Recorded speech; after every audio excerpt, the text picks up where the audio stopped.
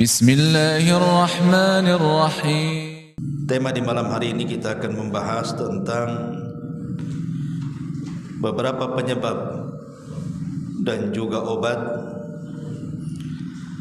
dari setiap permasalahan hidup manusia.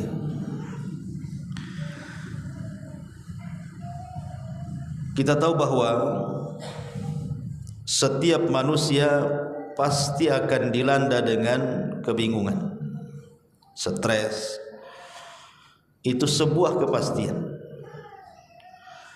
Kan Allah Subhanahu wa taala mengatakan wa tilkal ayyam nudawiluha bainan nas. Hari-hari itu diputarkan oleh Allah Subhanahu wa taala di tengah-tengah manusia. Jangan lagi kita sekelas Nabi sallallahu alaihi wasallam saja hidupnya diputarkan oleh Allah Subhanahu wa taala. Terkadang senang, terkadang sedih, terkadang bahagia, terkadang juga gundah gulana. Itulah kehidupan Nabi sallallahu alaihi wasallam. Di permulaan dakwah Nabi sallallahu alaihi wasallam tidak ada satupun manusia yang menghormati Nabi. Itu di permulaan dakwah. Siapa yang menghormati Nabi di permulaan dakwah? Tidak ada. Yang ada justru Nabi sallallahu alaihi wasallam malah diejek. Dikatakan gila, dikatakan tukang sihir, dikatakan tukang tenun, pemecah belah, macam-macam. Tetapi seiringnya waktu, setelah hijrahnya Nabi sallallahu alaihi wasallam dari Mekah ke Madinah dan Islam pun menyebar, maka Nabi sallallahu alaihi wasallam dimuliakan dan dihormati banyak manusia. Berawal dari dihinakan, berakhir dengan dimuliakan. Begitu hidup manusia. Ada yang tadinya hina menjadi mulia, ada pula terbalik yang tadinya mulia menjadi hina. Seperti Abu Lahab, Abu Jahal, itu orang mulia di zaman jahiliyah. Tapi ketika menolak Islam menjadi hina mereka. Masyaallah muslimin yang dimuliakan Allah Azza wa Jalla, apa saja penyebab-penyebab seseorang itu menjadi banyak berfikir, melamun, sedih, stres gitu ya. Apa saja penyebabnya dan apa obatnya? Yang pertama, ulama mengatakan biasanya alhammu sababuhu ad-dainu. Biasanya orang bingung, orang stres, orang banyak pikiran itu disebabkan banyak hutang. Disebabkan hutang. Dan ini dialami oleh sahabat Rasul, bukan kita saja yang stres tuh ikhwan kalau ada hutang tuh kan. Sahabat Nabi juga sama. Ketika mereka punya hutang, hidup mereka susah. Disebutkan dalam sebuah hadis, ketika Nabi sallallahu alaihi wasallam satu hari masuk ke dalam masjid. Entah kenapa hari itu Nabi pengen ke masjid. Padahal di luar waktu sholat. Ada yang mengatakan di waktu duha. Waktu duha itu orang lagi sibuk-sibuknya bekerja tuh. Jarang orang ke masjid itu. Yang di pasar, yang di kebun, yang di kantor, yang di jalan. Biasanya waktu-waktu duha itu jarang orang ke masjid tuh. Karena memang bukan waktu sholat. Entah kenapa Nabi SAW digerakkan di waktu duha itu ingin masuk dalam masjid. Rupanya setelah masuk ke dalam masjid dia mendapatkan seorang laki-laki namanya Abu Umamah radhiyallahu anhu sedang berada di pojok masjid menengadahkan kedua tangannya ke langit seraya berdoa kepada Allah Azza wa Jalla, dan di raut mukanya penuh dengan kesedihan. Jadi Nabi SAW bertanya, "Ya Aba Umamah, mali araka jalisan fil masjid fi ghairi waqti salah. Wahai Abu Umamah, ada apa dengan kamu? Kenapa kau duduk di masjid di luar waktu salat? Maka Abi Umamah radhiyallahu an mengatakan, humumun lazimatni wa duyunun ya Rasulullah. Humumun lazimatni wa duyunun ya Rasulullah. Bingung wahai Rasul, dan banyak hutangku yang menjadikan aku ke masjid. Lihat bagaimana sahabat Abi Umamah ketika banyak masalah larinya ke mana? Ke masjid. Kemudian dia melaksanakan solat dan berdoa. Begitu harusnya orang banyak masalah itu lari ke masjid, seperti Abi Umamah Al-Ansari ini. Ini antum banyak masalah lari ke Barelang. Ngapain di Barelang? Mancing. Selesai habis mancing masalahnya. Yang ada makin stres. Sudah stres tak dapat ikan kan? Double lah stresnya tuh. Pulang pula bocor ban. Makin stres. Gitu kan. Jadi sahabat memberikan contoh kalau ada masalah ke masjid, kemudian sholat, kemudian berdoa. Karena buktinya Abi Umamah radhiyallahu anhu setelah dia melaksanakan itu semuanya, rupanya Allah mendatangkan Rasul. Entah kenapa Rasul pengen ke masjid. Siapa yang menggerakkan Rasul? Kalau bukan karena doanya Abu Umamah tuh. Makanya Abu Umamah mengatakan, humumun lazimatni wa duyunun ya Rasulullah. Bingung aku wahai Rasul, hutang menumpuk pula aku ni. Kata Nabi SAW, afala uallimuka kalaman idza qultahu adhaballahu hammaka wa qadha anna dainak. Wahai Abu Umamah, maukah ku ajarkan kepadamu satu ucapan yang engkau kalau mengucapkannya dan mendawamkannya, ku jamin Allah akan hilangkan kebingunganmu dan Allah akan lunaskan hutang-hutang. Oh, dengan senang hati Abu Umamah radhiyallahu ini yang ditunggu-tunggu. Bala ya Rasulullah, tentu wahai Rasul. Kalimat apa itu? Ajarkan kepadaku. Maka Nabi SAW mengatakan, kul idza asbahta wa idza amsayta Allahumma inni a'udzubika minal hammi wal hazan wa a'udzubika minal ajzi wal kasal wa a'udzubika minal jubni wal bukhl wa a'udzubika min ghalabatid daini wa qahrir rijal. Kata Nabi SAW, ya Aba Umamah, kalau engkau berada di pagi hari atau di sore hari, teruslah ucapkan kalimat ini.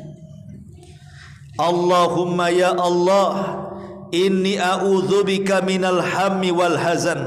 Aku berlindung kepadamu dari kebingungan dan kesedihan. Wa a'udzubika minal ajzi wal kasal, dari kelemahan dan kemalasan. Wa a'udzubika minal jubni wal bughli, dan aku berlindung darimu dari pengecut dan juga kebakhilan. Wa a'udzubika min ghalabatid daini wa qahrir rijal, dan aku berlindung kepadamu ya Rabb untuk sampai dikalahkan hutang atau dikalahkan manusia kepadaku. Kan pendek, Allahumma inni a'udzubika minal hammi wal hazan wa a'udzubika minal ajzi wal kasal wa a'udzubika minal jubni wal bukhl wa a'udzubika min ghalabatid daini wa qahri rijal. 8 perkara. Kalau engkau mengucapkan di pagi hari dan juga sore hari, kata Rasul, kebingunganmu hilang, hutangmu terlunasi. Lupanya diamalkan betul nih sama Abu Umamah ini. Doa ini setiap pagi dan sore diamalkan betul. Apa kata dia? Fakultu dzalika fa adhaballahu ta'ala hammi wa ghammi wa qada daini. Setelah aku amalkan kalimat itu, hilanglah stresku, hilanglah bingungku, dan terlunasilah hutang-hutangku. Rawahu Abu Dawud. Maka ini yang pertama yang menyebabkan orang bingung itu adalah hutang. Makanya ada istilah hutang itu membuat orang tidak bisa tidur malam dan membuat hilang di siang hari. Malamnya bingung, siangnya hilang. Itu orang punya hutang biasanya gitu. Coba saja antum dihutangi uangnya, kemudian kita cari itu sudah waktu temponya tuh, siang-siang nggak ada dia di rumah tuh, entah sembunyi di kolong ranjang, pokoknya nggak ada lah, ya kan? Pergi dia, nanti malam-malam tuh ada, itu pun udah bingung dia. Makanya kenapa Nabi SAW mencela soal utang piutang itu, dan tidak dianjurkan umat Islam itu untuk berhutang. Boleh berhutang itu kalau terpaksa, dan harus membayar hutang-hutangnya. Sebab salah satu yang menjadikan orang stres itu gara-gara hutang piutang. Maka niatlah kepada Allah untuk membalasnya, untuk membayarnya, dan jangan lupa sering-seringkan membaca doa ini yang diajarkan oleh Nabi kepada Abi Umamah. Ini yang pertama. Kemudian yang kedua yang menyebabkan seseorang itu stres bingung adalah alhammu sababuhu at-tafkiru fil mustaqbal. Bahwa bingung itu disebabkan karena terlampau banyak mikir sesuatu yang akan berlaku, sesuatu yang akan terjadi, sesuatu yang akan datang. Dia bingung loh, udah dipikirkan loh hari ini tuh. Terutama kalau bicara masa depan itu biasanya bicara masalah pekerjaan tuh, atau masalah anak-anak. Apa yang harus saya makan besok? Kira-kira pendidikan anak saya gimana? Stres dibuatnya tuh. Ma'asyiral muslimin yang dimuliakan Allah Azza wa Jalla, ingat bahwa kalau itu soal pekerjaan, maka itu bicara soal rizki. Dan kalau soal rizki itu ikhwan, rizki itu sesuatu yang sudah ditakdirkan dan sesuatu yang sudah dicatat lagi. Artinya karena sesuatu yang sudah ditakdirkan dan dicatat, rizki itu tidak mungkin kemana. Sampai ada perdebatan antara Imam Malik dan Imam Syafi'i. Kata Imam Malik kepada Imam Syafi'i bahwa rizki itu tidak akan kemana, tanpa dicari pun dia akan datang. Kata Imam Syafi'i, tidak wahai Imam, rizki itu harus dicari. Jadi Imam Malik berpendapat rizki pasti datang, gak usah dicari pun dia datang dia. Tapi kata Imam Syafi'i tidak, rizki itu harus dicari, bekerja baru dapat rizki. Kemudian setelah perdebatan ini keduanya pergi. Akhirnya Imam Syafi'i rahimahullahu ta'ala kemudian berangkat menuju sebuah tempat safar. Di tengah jalan, kemudian dia melihat ada kakek-kakek yang sedang menggendong satu karung kurma. Dan kakek itu sudah tua, berat, ya, kayaknya berat kali dia gendong satu karung kurma itu.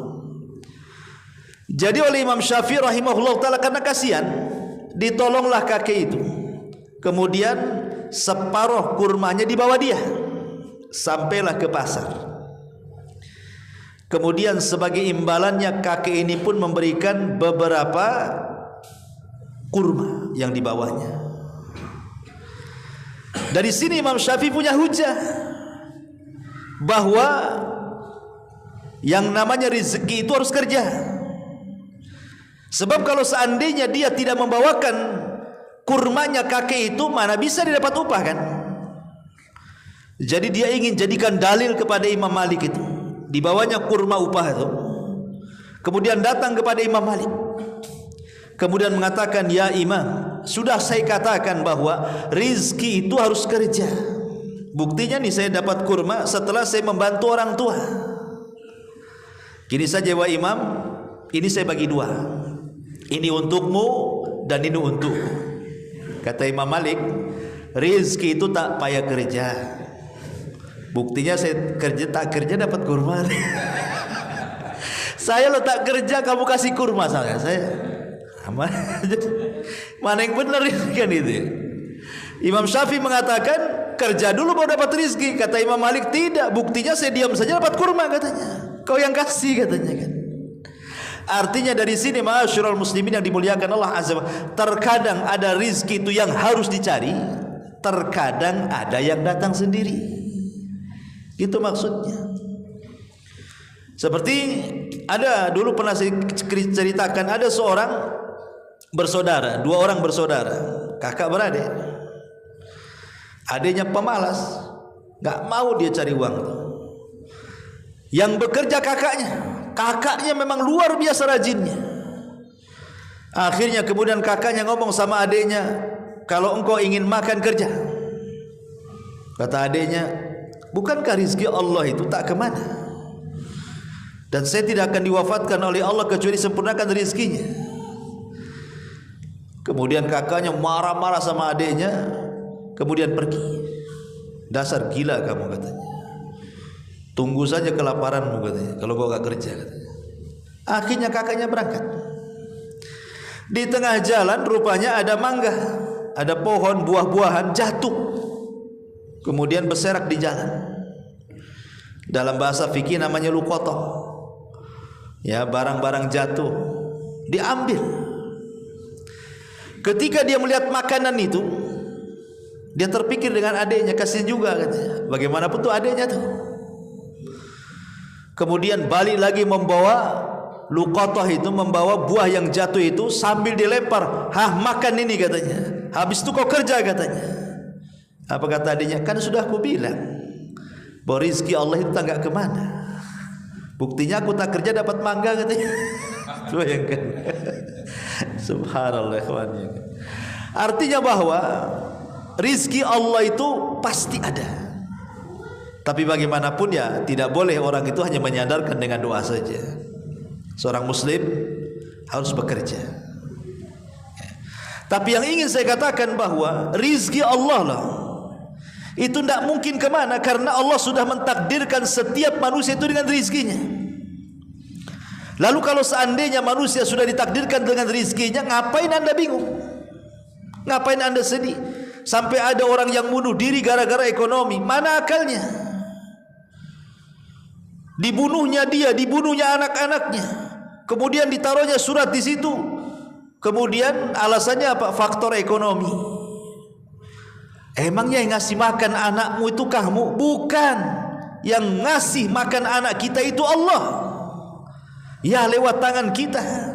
Tapi semua datang dari Allah Subhanahu wa taala. Nahnu narzuqukum wa iyyahum. Kami yang kasih rizki kalian dan kami yang kasih rizki anak-anak kalian. Wa ma min dabatin fil ar illa 'ala Allah rizquha.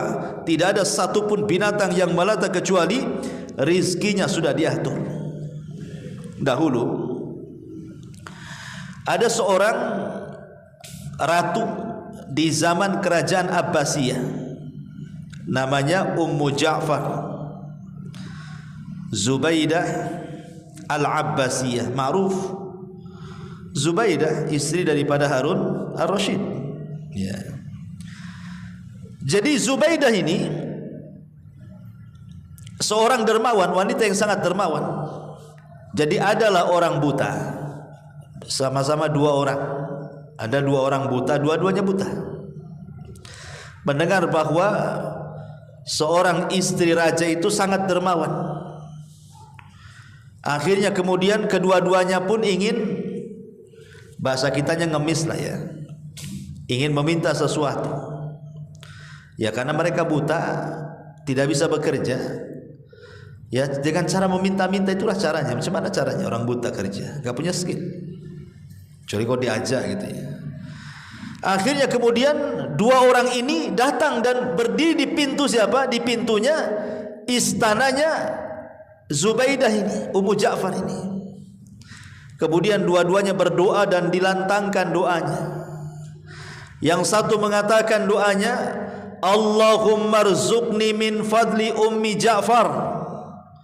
Ya Allah, berikan rizki kepadaku atas kemurahan Ummu Ja'far, maksudnya Zubaidah. Dan yang satu mengatakan Allahumma rzuqni min fadlika ya Rabb. Ya Allah, berikan rizki kepadaku dari kemurahanmu ya Allah. Yang satu berdoa kemurahan Ummi Ja'far, yang satu berdoa kemurahan Allah. Bedanya, doanya beda. Ya. Jadi doa itu terdengar oleh Zubaidah ini, Ummu Ja'far ini. Doa keduanya. Yang satu berdoa meminta karunia Allah, yang satu meminta karunia Ummu Ja'far. Akhirnya Ummu Ja'far ini membuat siasat. Dengan cara apa? Orang yang berdoa, ya Allah, berikan rizki kepadaku atas kemuliaanmu, hanya dikasih 2 dirham. Dikasih uang 2 dirham. Adapun yang satunya yang mengatakan, ya Allah, berikan rizki kepadaku atas kemurahan Ummi Ja'far, diberi ayam. Tapi dalam ayam itu diisi 10 dirham. Dia nggak tahu kalau dalam ayam itu ada 10 dirhamnya tuh. Begitu setiap hari. Kalau dia berteriak, ya Allah, berikan rizki atas kemuliaanmu, dikasih 2 dirham. Yang satunya mengatakan, ya Allah, berikan rizki atas kemurahan Ummu Ja'far, dikasih ayam. Tapi dalam ayam itu ada uang 10 dirham setiap hari, sampai 10 kali. Celakanya nih, yang dapat ayam ini tidak tahu dalam ayam ini ada uang 10 dirham. Jadi setiap dapat ayam, dia ngomong sama kawannya yang dapat 2 dirham, belilah ayam saya, katanya. 2 dirham saja nggak apa-apa. Akhirnya tiap hari dapat ayam, dijual 2 dirham, dijual 2 dirham. Dia tidak tahu kalau dalam ayam itu ada 10 dirham. Jadi enak tuh yang kawannya itu, dapat ayam dapat 10 dirham, yang satunya dapat 2 dirham saja, kan gitu ya. Jadi setelah 10 kali marah nih Ummu Ja'far Zubaidah ini, dan mengatakan kepada yang dapat ayam itu, kamu ini gimana? Kamu sudah 10 kali loh kesini teriak-teriak, ya Allah, berikan rizki kepadaku atas kemurahan Ummu Ja'far. 10 kali kau kesini, tidakkah kurang? Sudah ku kasih ayam, ku kasih pula kau 100 dirham, katanya. Bingung pengemis ini, mana ada 100 dirham, katanya. Yang ada kasih ayam saja, katanya. Dia tidak tahu, kata Ummu Zainab itu, Ummu Ja'far, tidakkah kau tahu fulan, bahwa dalam ayam itu ada 10 dirham setiap hari ku kasih di situ. Tapi lihat kawan tidak pernah berteriak-teriak. Dia hanya berdoa, ya Allah, berikan rizki diriku. Dia meminta kepada Allah, tapi engkau meminta kepada aku. Lihat hasilnya. Yang minta kepada Allah dapat 10 ekor ayam, 100 dirham. Yang satu meminta atas kemurahan Ummu Ja'far, dapat 20 dirham saja. Ma'asyiral muslimin yang dimuliakan Allah Azza wa Jalla, dari sini kita tahu bahwa meminta kepada Allah, Allah senang. Tapi meminta kepada manusia, Allah murka, manusia murka. Makanya kenapa Rasul mengatakan dalam sebuah hadis itu, Allah akan marah jika engkau tidak meminta kepadanya, dan Bani Adam akan marah jika engkau selalu minta kepadanya. Jadi Allah akan marah kalau engkau tidak minta kepadanya, tapi Bani Adam akan marah jikalau engkau selalu meminta kepadanya. Coba saja, datang ke tetangga, pertama pinjam sendok, pinjam garpu, pinjam pisau, pinjam bawang, dikunci itu rumahnya tuh. Dia lagi, marah dia kan. Padahal itu minta yang remeh kan, minta garpu, minta garam, itu kan remeh. Tapi kalau hari-hari minta kan, kamu ini siapa? Suami bukan, istri bukan kok. Saya minta-minta saja. Bagus kok lampu merah saja. Jadi orang itu kalau terus diminta-minta marah. Tapi kalau Allah diminta justru senang. Kalau tidak diminta justru marah. Itulah bedanya Allah dengan kita. Bahkan ada satu kisah menarik dari seorang ulama namanya Asam, Hatim Al-Asam. Dulu ada ulama salaf namanya Hatim Al-Asam. Jadi Hatim Al-Asam ini hidup di sebuah tempat bersama keluarga kecilnya. Jadi satu hari dia ada keinginan untuk haji tetapi tak punya bekal. Hatim Al-Asam ini pengen haji tapi tak punya bekal, tapi keinginan hajinya kuat. Sampai satu hari banyaklah di daerahnya itu yang berangkat haji dengan menggunakan kafilah. Jadi dia pengen ikutlah, entah jadi pengawalnya, entah nanti kokinya, pokoknya sekalian haji sampai ke Mekah gitu ya. Jadi dia pamit dengan keluarganya. Semua keluarganya menolak. Kalau engkau pergi wahai Hatim, siapa yang ngasih makan kami di sini? Paling engkau memberikan sesuatu untuk kami paling lama 3 hari dah habis. Lalu setelah itu apa yang harus kami makan katanya? Tidak usahlah kau pergi haji katanya. Tapi rupanya ada anaknya yang kecil yang perempuan, anak Hatim Al-Asam ini memberi tahu dan mengatakan, kalau saya berbeda dengan yang lainnya. Pergilah wahai Abi, karena yang ngasih rizki bukan kamu, tapi yang ngasih rizki Allah katanya. Pergi saja. Akhirnya kemudian pergilah Hatim Al-Asam ini bersama kafilah. Karena tawakalnya luar biasa Hatim Al-Asam ini, walaupun dia berangkat gitu saja loh, nggak pakai modal. Dia hanya ngikut kafilah orang. Rupanya Allah takdirkan yang pemilik kafilah itu sakit di tengah jalan. Kemudian Hatim Al-Asam ini pandai mengobati orang. Diobatilah pemimpin kafilahnya itu sampai sembuh. Akhirnya sama pemimpin kafilah itu dia mengatakan, ya Hatim, karena engkau sudah mengobati penyakitku, maka semua ongkos berangkat dan pergimu ke haji aku yang tanggung katanya. Lihat, rizki Allah, tawakal. Ya, tapi jangan nekat. Nekat tuh antum naik sepeda dari sini ke Arab, ngapain? Ya, masyaallah muslimin yang dimuliakan Allah Azza wa Jalla. Lah, kembali ke keluarganya nih. Hatim Al-Asam ini sudah jauh pergi sana. Ini sudah lewat 3 hari. Perbekalan makanan di rumah mulai menipis. Mungkin bahasa kita beras dah habis, kulkas dah kosong, uang pula tak punya. Cemana mau belanja, apa yang mau dimakan? Bingunglah keluarganya Hatim Al-Asam ini. Kecuali yang tenang anak perempuannya. Tapi anak perempuannya mulai disalah-salahkan sama saudaranya. Gara-gara kamu, lihat makan apa kami katanya. Katanya rizki itu dari Allah. Mana katanya. Akhirnya streslah dibuatnya anak perempuan yang tawakal itu. Akhirnya anak perempuan ini berdoa kepada Allah. Lah kebetulan ketika itu ada rombongan Amirul Mukminin lewat di desanya Hatim Al-Asam itu. Jadi pemimpin wilayah itu sedang jalan-jalan bersama para pejabat lainnya. Lah kebetulan singgah di desanya Hatim Al-Asam itu. Allah takdirkan Amirul Mukminin kehausan karena kehabisan air. Akhirnya kemudian dimintakan minum. Pas pula yang dimintai minum itu rumahnya Hatim Al-Asam. Kemudian ditanya, ini rumah siapa? Ini rumahnya hamba-hamba dari hamba Allah yang saleh katanya. Namanya Hatim Al-Asam. Kaget Amirul Mukminin ini. Karena nama itu nama kondang. Nama yang sangat kondang, seorang alim ulama besar.